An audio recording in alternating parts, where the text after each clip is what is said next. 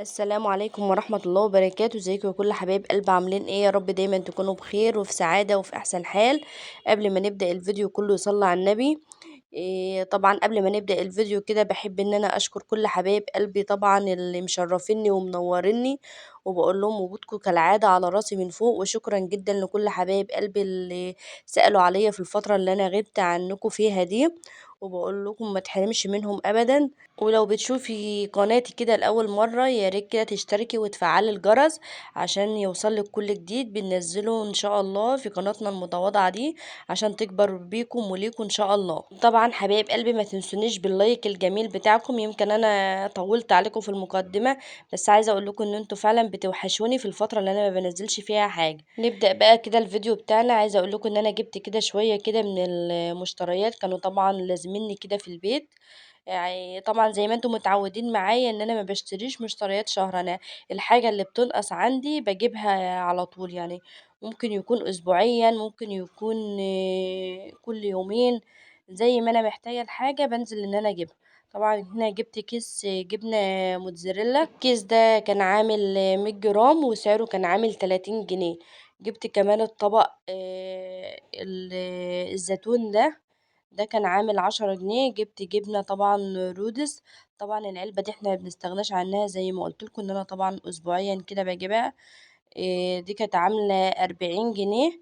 وجبت باكو الشاي الصغير ده كان عامل 10 جنيه.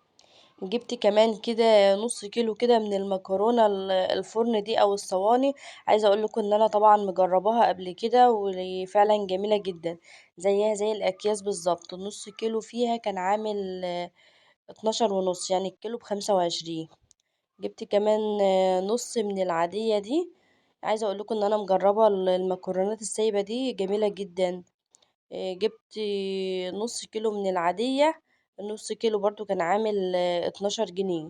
جبت كمان نص كده من الاسباجيتي. عايزة اقول لكم ان فعلا النص بيبقى نص كامل بالظبط، بيبقى 500 جرام. غير الاكياس اللي هي اكياس الشركات بتبقى 400 جرام او حاجة. جبت طبعا 3 انصاص، وانا طبعا انا مجرباها قبل كده، وعايزة اقول لكم ان هي جميلة جدا. كان الكيلو فيها كان عامل 25 جنيه، يعني جبت 3 أنصاص. النص فيها كان عامل 12 ونص. جبت كمان كيلو كده من دقيق الكوثر. عايزة اقول لكم ان الدقيق ده ممتاز جدا. طبعا انا ما بعملش اعلانات ولا حاجة، بس الحاجة اللي انا بجربها وبلاقيها كويسة معايا بحب ان انا افيد بيها حبايب قلبي. كيلو الدقيق ده كان عامل 20 جنيه، او كيس الدقيق كان عامل 20 جنيه.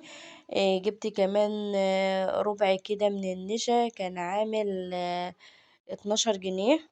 الربع النشا. جبت هنا كده 5 بيضات. طبعا انا عندي بس قلت ان انا ازود، يعني بدل نزلت ان انا اجيب شوية مشتريات قلت ازود البيض، يعني عشان ايه منزلش كل يوم.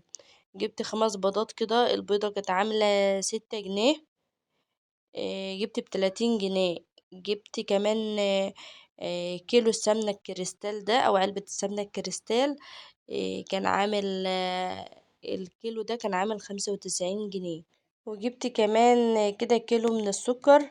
كيلو السكر ده كان عامل 35 جنيه. عايزة اقول لكم ان انا في كل المشتريات لازم اجيب سكر وزيت، لان طبعا التموين بتاعنا مش بيكفي. آه، فجبت كيس السكر وكان عندي زيت بقى، ما جبت الزيت المرة دي. جبت كيس السكر كان عامل 35. وجبت نص كيلو الفول بتاع التدميس ده كان عامل 17 ونص. الكيلو فيه كان عامل 35. جبت كمان كده ربع كيلو من العدس. الربع كيلو ده كان عامل 15 جنيه. عايزه اقول لكم ان انا برضو ما بستغناش عن العدس ده في البيت، قبل ما يخلص اكون جايباه. وطبعا بما اننا بقى داخلين على الشتاء كده طبعا مش هنستغنى عن العدس طبعا الشوربه. جبت كمان فانيليا، وجبت كيك شيف، وخميره كده اللوازم طبعا اللي بتبقى موجوده على طول. وجبت كمان كزبره كده حصى. انا بحب ان انا اجيب التوابل حصى وانقيها وانضفها واطحنها على ايدي.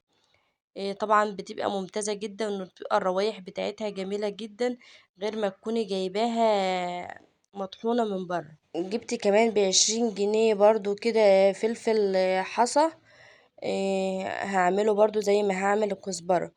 هنا بقى كانت المشتريات بتاعتنا. ايه رأيكم بقى في المشتريات بتاعتنا؟ عايزة اقول لكم ان اللوازم دي انا مش يوميا بنزل او مش كل شهر بنزل اجيب الطلبات بتاعتي انا. الحاجة طبعا اللي بتخلص عندي وبتبقى لازماني بنزل اجيبها، لان احنا طبعا في ارياف والمحلات طبعا موجودة يعني على طول. نيجي هنا بقى نحضر الغدا بتاعنا، والغدا بتاعنا كده سهل وسريع وبسيط، وحاجة كده مش هتشتريها من بره تاني. النهاردة ان شاء الله كده هنعمل شوية رز كده شبيه بالرز الريزو، وهنعمل كمان كنتاكي كده ان شاء الله مش هتشتريه من بره تاني. جبنا كده بقى حلة على النار، حطيت فيها كده معلقة من الزيت كده ومعلقة من السمنة، ونزلت كده ببصلاية كده مقطعاها كده على ايدي كده تقطيع ناعم. شوحتها كده في الزيت بعد ما الزيت سخن. وطبعا انا مش هديلها اي لون، انا هشوحها بس كده تشويحة بسيطة. هنزل عليها كده بمكعب كده من المرق، وهنزل كمان بنص معلقة كده من الكركم، وهحط كده لو متوفر عندك الصويا صوص ودبس الرمان، حط من ده ومن ده معلقة. وهحط كمان كده نص معلقة كده من الملح، او هحدق الملح بتاعي. وطبعا حطيت كده واحدة لومي، وحطيت كده ورق لوري، وحطيت كده حبيتين حبهان. وظبطت كده المية بتاعتي، وسبته لعند ما الرز نشف، واديته تقليبة، وسبته بقى ايه يتردد كده مع نفسه بقى على ما نجهز كده الفراخ بتاعتنا. انا هنا طبعا معايا اوراق كده من الفراخ، عايزه اقول لكم ان انا قسماها نصين، لان طبعا الفراخ بتاعتي كانت صغيره شويه. انا هنا كنت متبله الفراخ بتاعتي من بالليل. وطبعا من الاحسن ان انت طبعا تتبلي الفراخ او تسيبيها كده في التتبيله بتاعتها يوم او اتنين براحتك يعني. تبلتها في ايه، جبت كده نص كوبايه كده من اللبن، ويستحسن يكون رايب او زبادي، ومعلقة كبيرة كده من الخل. وحطيت طبعا التوابل بتاعتي اللي انا هحطها على الدقيق دي. حطيت مرق، وحطيت بهارات فراخ، وحطيت فلفل اسود، وحطيت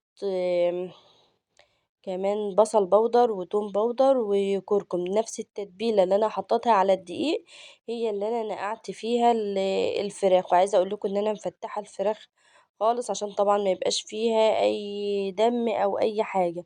ويستحسن ان انت تشيلي منها العظم. يعني انت لو عرفتي ان انت تشفيها وتشيلي منها العظم هيبقى احسن كمان. نيجي هنا بقى للغلاف بتاعنا. والغلاف بتاعنا عبارة عن ايه، جبت كوباية كده من الدقيق، حطيت عليها كده شوية من النشا، يعني نص كوباية كده من النشا. وطبعا انا متبلة الدقيق بنفس تتبيلة الفراخ، يعني فلفل اسود ومثلا 7 بهارات. ده نفس التتبيلة اللي انا حطاها على الفراخ هي اللي انا حطاها على الدقيق وعلى النشا كده.